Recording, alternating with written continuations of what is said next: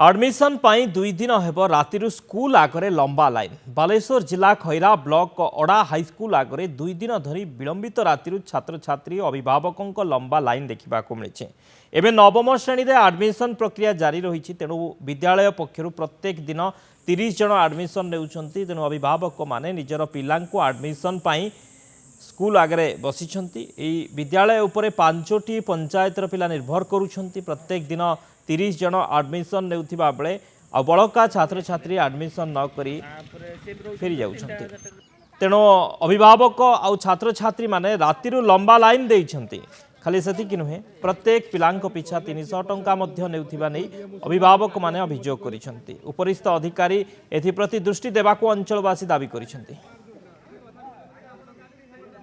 छुआ आडमिशन करने आनी सर 3 दिन है मुझे बुलिकी जाऊँगी 3 दिन है आडमिशन कर सर मैडम मना कर 40 नंबर 50 नंबर एरम हो राति आम 2टार सीरियल देखिए बसुँ अड़ा हाईस्कल असुविधा तो मैडम कहते 30 रु अधिका करें आडमिशन करें 30 नंबर आ 30 नंबर पते जाऊँगी 30 नंबर अधिक करें मैडम मना कर फेर 40 पते भी करूँ मना कर विदा कर दौरान आम गरीब लोक सारे आम खटने खाए गोटे दिन कमेला बेले आम घर उपास।